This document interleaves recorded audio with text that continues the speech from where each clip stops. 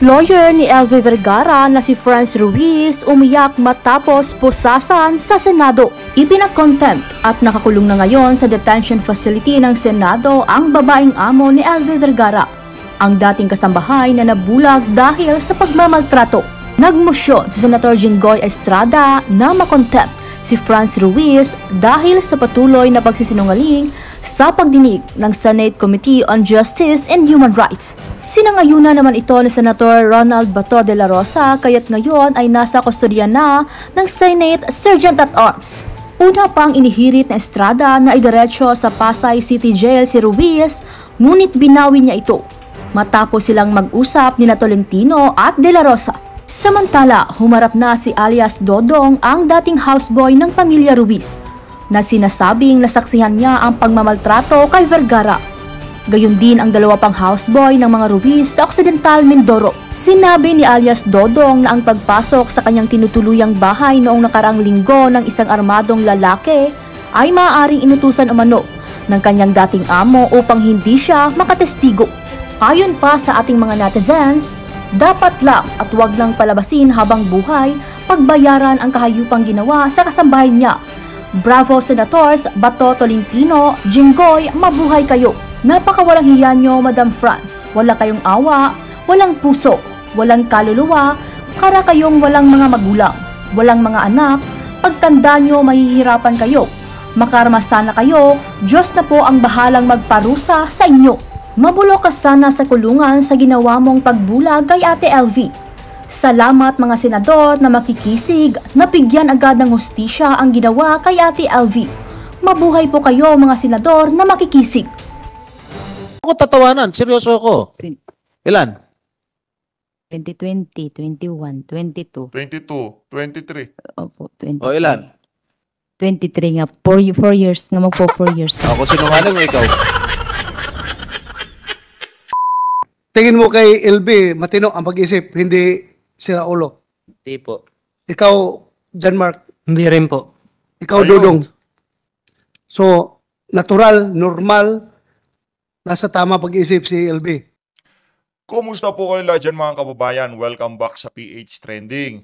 Ang problema po kasi dito mga kababayan, pinagbibintangan nitong si Franz Ruiz na di umano merong diferensya sa pag-iisip itong si Nanay LB. Ngayon po mga kababayan, harapan pong tinanong nitong ating mga senador, yung mga kasama sa trabaho nitong si Nanay LB. At ang tanong dito, sa inyo bang paningin, sa inyo bang obserbasyon nung kasama nyo siya sa trabaho, meron bang diferensya ang pag-iisip niya? Kasi ang sinasabi po nitong si Franz Ruiz, meron daw tama itong si Nanay LV. Dito po natin makikita mga kababayan, talagang ginagawa po ang lahat nitong kampo, nitong si Franz Ruiz, Garcia Ruiz, ang lahat ng banat dito kay Nanay LV para ma-discredit, no? Para mapakita na meron siyang diferensya sa pag-iisip, kaya niya ginagawa yung paglalagay ng buhok o kung ano man sa pagkain, yung paglalagay ng pako sa heater at kung ano-ano pa, no? Ang kagandahan lang po dito mga kababayan, pinasisinungalingan po lahat ng mga tumitistigo para kay Nanay LV ngayon, itong si JM, itong si Dodong, ang lahat ng sinasabi nitong si Franz Ruiz. Pero bago po natin panuorin yung napakainit na tagpo na yan sa Senado, kung bago lang po kayo sa PH Trending, paka-like ng ating video mga kababayan. Isang mabilis na like po, masaya na po tayo dito sa PH Trending. Ayun na nga no mga kababayan, medyo uminit po ang ulo nitong si Senator Jinggoy Estrada dito kay Franz Ruiz dahil kung pagbabasihan yung mga testimonya, yung mga sinumpaang salaysay, talagang malaki po ang problema nitong mag-asawang Ruiz na to. At malalaman po natin kung dadalo ba sa pagdinig ang anak na pinatawag, ang anak nitong si Franz Ruiz na pinatawag sa Senado. At dito po natin malalaman. Huwag natin patagalin to mga kababayan. Heto na po ang buong video. Sa isang interview mo sa ABS-CBN, sa reporter na nagngangalang Dennis Dato, nagpa-interview ka ba? Opo, Your Honor. At sinabi ninyo, and I quote, may something medyo may tama utak niya. Referring to Aling LV. Totoo ba sinabi mo yan? Opo. Ano ibig sabihin? Kasi po, Your Sa Honor, sinabi mo? naglalagay po siya ng mga pubic hair sa pagkain. Nilalagyan niya ng mga kalawang na pako yung mga heater kapag nagagalit siya sa kanyang mga kasamahan. Tapos daw po ay yung washing machine yun ang kwento nila sa akin kasi wala din po ako nasa kwarto nga po kami. Ay, Pinabubulaanan na nga nila JM yung mga sinasabi mo ngayon sa akin. Na nagtuturo ka kay JM na isulat sa kanyang affidavit o yung kanyang unang salaysay na naglalagay siya ng mga pubic hair sa pagkain, naglalagay siya ng kalawang na pako sa heater, kung ano-ano pa. Pinabubulaanan na. Lahat pinabubulaanan niya na eh. Okay. Sir, makasingit. Kung sakasakali, Quick na lang. Hindi matapos Kasi sabi mo, tong si may Senator problema sa Jinggoy. Ano pag-iisip. ba yan? Kung Senator malaman mo may problema sa Tulfo. pag-iisip, ba't hindi mo pina-check sa isang psychiatrist? Ba't hindi mo din sa doktor? Ba't hindi mo na lang pina-let go? Kaysa naman Stop patuloy pa rin sa siyang punto ni Senator malakit sa Jinggoy. Ano ba sakta yan? ng kanyang mga kasamahan. that is Baayon my sa iyo. next question, Mr. Chair. Bakit mo pa siyang pinatagal sa Kasi po- pagtatrabaho sa iyo? Kung sinabi mo sa reporter na may konting tama sa utak Parang ang dating nasa, ano tayo, wanted sa radyo tayo. si Aling LV. Your Honor, pinapawi ko na po ang Ate LV noong August 12 pa lang po nung hindi siya marunong doon sa tindahan. Pinapawi Second ko day na mo po. lang, second Opo. day pa lang niya, pinauwi Opo, mo kasi na. po hindi kasi tindahan nga po kasi Your Honor ang kanyang i-apply sana sa akin. Wala nga So, po ako ibig may mo bigay. sabihin, on the second day siya nagtatrabaho, nakita mo na may tama siya sa utak. Kasi Tama. po wala nga po ako may bigay na trabaho. Dahil hindi, sinungaling ito. Second day pa lang, pinauwi mo na. Opo, Second pinapawi. day pa lang, naglagay na ng pubic hair Pa po, sa... hindi pa. Kasi kumbaga po, Ay, sinasabi mo, may tama na sa utak. Hindi- eh. hindi pa- On hindi- the second day, na pumapasok siya, ganun ba? May tama, naramdaman mo na may tama siya sa utak? Hindi pa po. Doon Oh. hindi po, pinapawi ko na talaga siya kasi nga po, wala po ako may bigay na trabaho. Tapos later on po, nung mga, ano na po, mga 2020 na mga February, saka ko pa lang po naramdaman na ganun, nung kinuha niya yung pera sa bag ko na 12,000 nung doon po kami sa Tianggian ng mga February ng 2020 kasi nasa Tianggian po kami at that time. Teka, magulo ka kausap eh. Pinapauwi mo on the second day. Opo, Your Honor. Eh Kasi bakit mo inaalok ng sweldo ng 5,000? Ayun. pinapauwi ko na po siya, Your Honor, tapos nakiusap siya sa akin, ate, kahit na magtulong-tulong na lang ako sa iyo dito. Ngayon, sabi ko sa kanya, kung payag ka kako at ayaw mo naman umuwi, ay di ikaw, pero ang pasweldo ko lang sa iyo hanggang 5,000 lang, kako po, Your Kaya Honor. nga, pinapauwi mo na nga siya. Ibig sabihin, pinapalayas mo na siya. Correct? Ay bakit may inopera ng 5,000 pa? On the Ayun. second day, kasasabi mo lang ha. Opo, ayaw niya, Hindi mo. Unang araw, sinabi mo, pinagtrabaho mo sa palengke, 300 binigay mo na pinabubulaanan ni Aling LV. Tama. Tama ba tama ba ako? tama po. Pangalawang araw, August 12, 2019, sinabi mo sa kusina na lang siya magtrabaho at ino-offeran mo ng 5,000 kada buwan ng 5,000. sweldo. Tapos ngayon, sinasabi mo, pangalawang araw pa lang, gusto mo na siyang palayasin. Before po, Naku Your po, Honor, na contempt inoperan na yan. ko siya, kinausap ko po siya na, Ate LV, wala akong maibigay na trabaho kasi tindahan yung inaplayan mo. Kasi dito ka ako sa kanya sa kusina. Uwi ka na lang, ate, kako ng ganun kasi hindi ka pwede sa tindahan. Eh bakit may inoperan? And siya po nagsabi na, ate, dito na lang ako, kahit na dito na lang ang trabaho ko, Sure. kahit na tagatulong na lang po ako, sabi po ng Okay. ganun.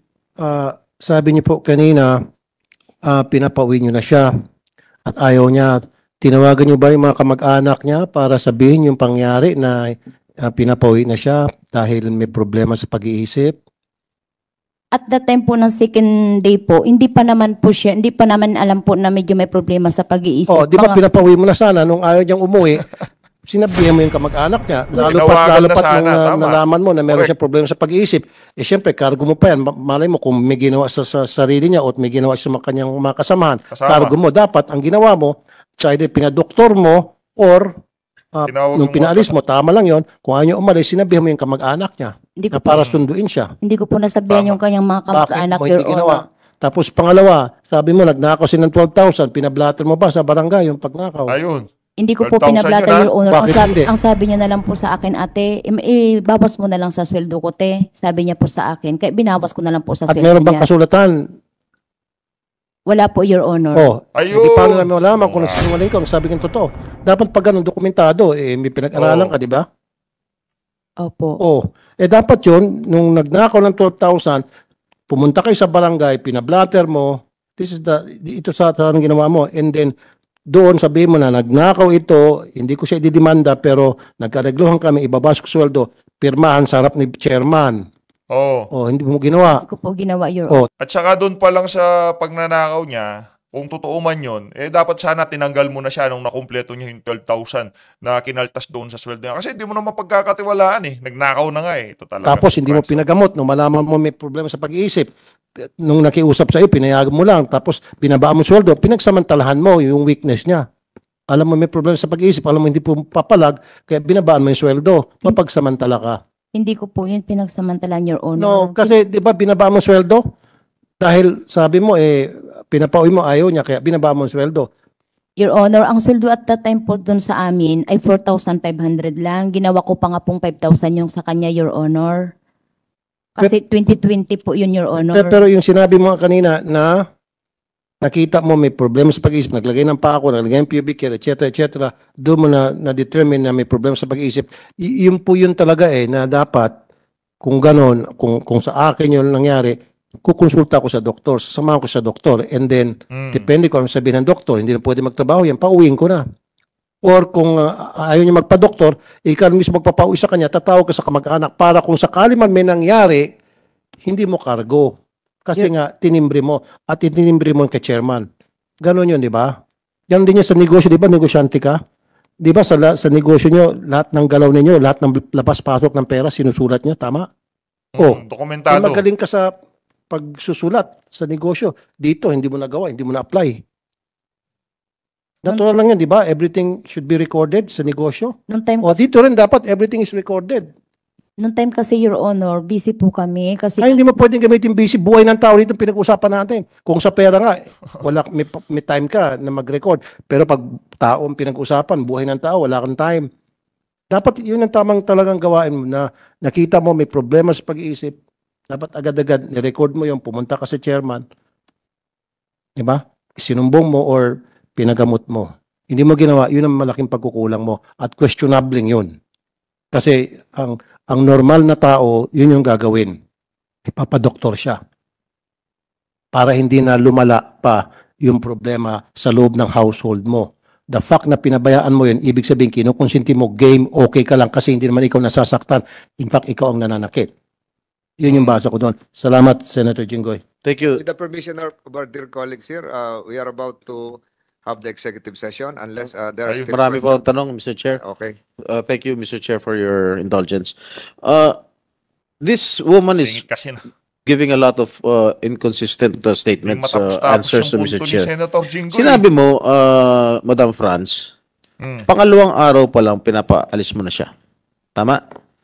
Pero umabot pa siya ng 4 na taon. Ayun. At pinalipat mo pa sa dinala mo pa sa anak mo. O, paano siya tumagal na, pangalawang araw pa lang, gusto mo na siya palayasin, umabot mo ng 4 na taon sa'yo. Sinama mo pa rin sa Batangas, sa apartment ng anak mo. Your Honor, wala pong 4 na taon kasi 2019 ng August lang siya pumasok sa amin. Kailan mo siya dila sa Batangas? Dinala po siya sa Batangas noong mga May 18 to 20. Hindi ko po matandaan, Your Honor 20 ano? 2023. Oh, 4 na taon. Wala po. 2019 nga pumasok eh. 19, 20, 21, 22, 23. Oo. Oh, ilan? 4. 1, 2, 3, 4. 1, 2, 3, 4. 1, 2, 3. Ay, naku naman. Ilan? Ito namang si Madam Ilan daliri mo? Ilan ma? 4. Huwag mo ako tatawanan. Seryoso ako. Ilan? 2020, 21, 22. 22, 23. Opo, 20. O ilan? 23 nga. 4 years nga. Magpo 4 years. Ako sinungaling o ikaw? Ako sinungaling o ikaw? O yan. Sige. Mali lang po yung bilang, Your Honor. O umabot ng 4 na taon. After 2 days, pinapalayas mo na siya, pero umabot pa ng 4 na taon sa'yo. Opo, kasi Totoo. kahit anong pilit po namin, Your Honor, na paalisin, ayaw umalis ng Ate LV. Imposible naman. Para medyo Dahilan na. mo ng ulo ni Senator Senator Jinggoy. Tulfo, magpalamig muna, Senator. Tingnan mo Estrada. to nakinig ka, Miss Ruiz. Sabi mo, may problema sa pag-iisip, naglalagay ng pako sa heater, naglalagay ng pubic hair sa mga inumin, So, hindi nga normal yung gawain nyo. Nakakatakot nga. Kung ako bilang amo, meron akong ganong kasambay, matatakot ako. Alis. Baka mamaya lalasunin ako. Diba? Tama lang? Yes or no? Yes po. Nakakatakot, diba? Kasi baka mamaya lalasunin ka. Darating time lalasunin ka, tama? Kasi baka mamaya sinumpong, laso ng susunod, imbis na pubic hair, tama? Kaya nakakatakot, tama? May kasama naman po siya sa... Diba sa nakakatakot yun? Ay, ay, Diba ay, yung ay, ganung ay. gawain? Opo. Ay, Mahal mo anak mo. Opo. Lahat gagawin mo para maprotekta mo yung anak mo, tama? Opo. Lalo pat babae, 15 years old. Opo. So, bakit transfer mo siya? Alam mo may problema sa pag-iisip, naglalagay ng mga kung ano mga dumi sa inumin. Bakit mo itatransfer siya sa anak mo na mahal mo? Nandiyan po si Fe na tagapagbantay ng... Regardless. Hindi mo dapat nilalayo mo yung mga tao may problema sa pag-iisip ayon sa iyo, nilalayo mo sa anak mo. Baka madisgrasya yung anak mo. Ang ginawa mo, inilayo mo sa iyo para ilagay sa anak mo. Therefore, hindi totoo yung sinasabi mo. Kasi kung ako may problema sa pag-iisip yung isang kasambay, granting naging magkatulad tayo ng konti sa pag-iisip, hindi ko pa doktor, hindi ko pa uwi. Pero hindi ko itatransfer sa anak ko. totoo. Ilalayo ko lahat ng Correct. kapahamakan sa anak ko. Matatakot ako. Kasi, Ikaw- kasi dinala pa. Transfer mo pa na ayon sa may problema sa pag-iisip. So therefore, nagsisinungaling ka. Ayun. May tiwala po kasi ako kay Fe dahil kasi si Fe po, nung pumasok sa akin, hindi ko man siya nakita. Regardless, tiwala na po ako. diba, kung yung mga kasamahan nga niya, sabi mo, ayon sa bibig mo, mga kasamahan niya, nilalagyan niyo kung anong klase mga dumi sa pagkain, sa inumin. O, Corner ka na naman hindi dyan. ba pumasok sa isip mo na pwede rin gawin sa anak mo yon? Hindi na po Correct. pumasok sa isip ko, Your Honor, kasi Oh. nandun si Fe. Dahil ang anak ko po napasok ng alas 5 ng umaga. Hindi pwede kasi lahat tayo, mahal natin mga anak natin, especially babae pa. Kaya mo hindi na naisip yun. Ibig sabihin, hindi mo naisip sapagkat ikaw ay hindi nagsabi ng totoo. Yun lang yun eh. Marami Yun lang kasi inconsistency. Hindi tumutugma-tugma yung mga sinasabi mo. Totoo po. Tapos ngayon, pagmamalaki mo pa na may problema sa pag-iisip, kaya ngayon hindi mo alam na hindi mo nasabi hindi mo naisip na dapat wag na siya ibigay sa anak mo. Ang daming inconsistency ito, Your Honor. Thank you po, Senator Jinggoy. Sorry. Thank you. She will be she voluntarily agreed to undergo a polygraph examination. So, Senator Estrada, meron pa ba? Yes, Before we go into marami an po. executive session? Madam Franz. Senator Jinggoy, Senator- with the- Senator De La Rosa. Mr. Chairman, Take the with the floor. permission of Senator Go ahead, Jinggoy. go ahead. Isa lang sana, para matuloy-tuloy yung questioning ni Senator Tulfo. Kayong tatlo dyan na witness, obserbahan ba nyo na may pagkabuang-buang ito si LB? Obserbahan ba nyo na May parang buwang. may sira sa ulo? Wala LB? Ha? Di po. Saan si Ring? Sino ka? Patrick, Simbuan, Simbaon. Tingin mo kay LB, matino ang pag-isip, hindi sira ulo.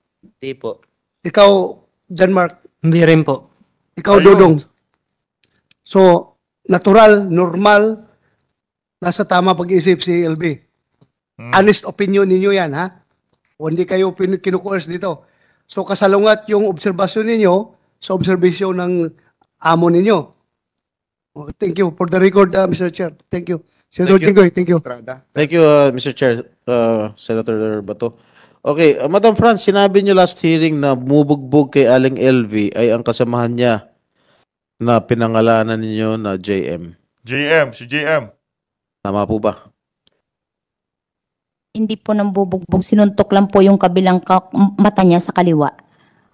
Iba po yun. Nagsumbong ba sa'yo si Aling LV na sinaktan siya? Hindi po. Paglabas ko ng kwarto nung umaga, nakita ko lang ba't may ano yung mukha ko po. Eh, ang sabi po, sinuntok daw. Tinanong ko po silang dalawa kung bakit ka ako sinuntok mo naman. Kasi sabi niya, ginamit yung gamit ko, ginamit yung brief ko, ginawang basahan yung mga damit ko. Yun po ang sabi sa akin, Your Honor. JM, sinuntok mo ba? Hindi po. Ang sinabi mo kanina sa pahayag mo kanina, tinatanong kita, natabig mo sa inis mo dahil ginamit yung damit mo bilang basahan. Opo. Paano tabig? I-demonstrate mo nga kay Patrick, huwag na kay Aling LV. Parang naganon ko lang po. Ganon. Ayan. Kutos. Opo. Kutos lang. Opo. Okay. Sa likod, Oo. hindi sa muka. Hindi po. Pero ang sinasabi Hindi sa nito mukha amo yun. mo ngayon, sinuntok mo sa muka. Hindi Tama po po totoo yun. Ha? Hindi po totoo. Ayan. Hindi totoo. Yan po si Pinabubulanan JM. nga ni JM. Sinungaling po siya. O bakit hindi mo siya tinanggal? Nung allegedly sinabi ni Aling LV na sinuntok siya ni JM. Pinag-usap ko po Ayan. silang dalawa, tumingin naman siya ng pasensya kay Ate LB, pinagbigyan naman po naman ang Ate LB, kaya pinabayaan ko na po sila, total magkaayos naman silang dalawa. Magkaayos silang dalawa? Opo. Okay. Tinanggi niyo last hearing na sinaktan niyo si Aling LV. May nakita ba kayong pasa o sugat sa anumang parte ng katawan ni Aling LV nung panahon na namamasukan siya bilang inyong kasambahay? Your Honor, hindi kasi ako masyado nakakapokus sa kusina. Your Honor, doon ako sa tindahan. Basta't ang nakita ko Ayoko lang ng ganun sagot. Sagutin mo yung diretso yung tanong ko. Anak- May nakita ka bang mga pasa o sugat sa katawan nung una siyang namasukan nung August 11, 2019? wala. Mga Hindi ko kababayan, po napansin, Your pasubscribe Honor, naman po. kasi ang Maraming kanyang salamat. buhok medyo pahaba ng ganun na medyo payat siya. Tapos yung mga nakadamit po siya ng mahaba, nang nakatukong siya ng mahaba dito. Kaya wala pa ako na... May Sa tagal kung mayroon mo, man. ano pangalawang araw? Sa tagal nyo ron, wala ka bang napapansin na May mga Sugat? sugat-sugat po siya. Dito sa mga ganito niya, tapos sa ulo, tapos sa mga hita niya, may mga kamot-kamot po siya nung pagpasok kailan niya. nyo napansin na meron siyang sugat at may mga pasa-pasa? Hindi po Sa pa tagal niya nagtatrabaho sa inyo, Ma- since August 11, nung pumasok siya bilang inyong kasambahay, parang mga 3 days 2019. po, may nakita na akong pakunti-kunti. 3 na mga- days? Opo. ano nakita mo? May mga piklat na po siya sa katawan niya, na iba. Oh, hindi mo siya tinanong? Ay, marami pa akong gawa, Your Honor. Okay, Kaya hindi, bilang amo, hindi, di ko ako na po, tinanong. hindi na ako nag-usyoso ng buhay nila. Napaka-normal na pumasok sa bahay niyo, no? sa trabaho niya nung August 11, tapos after 3 days, 11, 12, 13, 14, August 14, nakita mo na may mga pasa na siya sa katawan? May mga sugat na siya sa katawan? Your Honor, mga piklat po, hindi po pasa. Dr. Estrada, I think we can refer to the medical records again and to remind the body that we will have an executive session kasi nakikiusap sina Senator Tulfo na paalis din sila. But we can revert back to Mrs. Franz Garcia Ruiz if you will allow after the conclusion of the executive session. All right. Hindi matapos si Senator Jinggoy. Sayang po eh. Kasi puro singit eh. Ano ba yan? No. Payag naman have a si budget hearing at Senator Estrada. na meron pa kasi akong budget hearing. Yes, Sila- and we even invited to attend the executive session the chairman herself or himself of the Commission on Human Rights to witness the executive session. So sa executive session, na may iwan lang po dito, DSWD, Mrs. LB Vergara, Sayang. Mr. and Mrs. Franz Ruiz, and the child witness. Yun lamang po. So if Senator Estrada is willing to suspend his questioning, and then we will convert Malungkot. this hearing into an executive session just for 10 minutes. Ba't di kasi pinatapos yung pagtatanong we ni can Senator dispense with Jinggoy? the child witness. Kaya lang hinihintay natin Para Okay, magtatapos. tapos na po okay, while waiting for the daughter of Nandito lang po sa likod eh. Nandito na lang sa likod. okay. Punta Punta muna ako doon sa kabila. So hindi ka magtatanong doon sa... Magtatanong din, eh. Pupunta rito, Senator Estrada, yung Commission on Human Rights. Yung magbabudget hearing ka sa kabila, dito rin pupunta. Yung chairman. So, No, I will just inform them that I will Yes. reschedule their will budget you hearing. oblige for a temporary suspension of your line of All right. questioning? Okay. So may we request all the cameramen, the members of the PNP, Labas the- muna tayo. Labas muna po tayo. all those not mentioned. Ang Labas maiwan muna lang, po tayo dyan. Mrs. Hindi natapos Franz si Senator Ruiz, Estrada. Mr. Sayang, Ruiz, sayang. and si LB Vergara. Yung mga doktor po, alam mo maiwan pa din. yun- All the staff, pwede po sa Pero labas. kudos, Technical, kudos. pakisarado yung ating camera. Kudos kay Senator Jinggoy, pagka merong nagsasalita, hindi siya singit ng singit. Kudos sa kanya. Talagang hinihintay niya yung turn niya. Parang si Kong Ako. Yung ating Buwis Zoom, na baka singit tayo niya. yung naka-Zoom. So, Di matapos session, yung ano. hearing is converted into an executive session.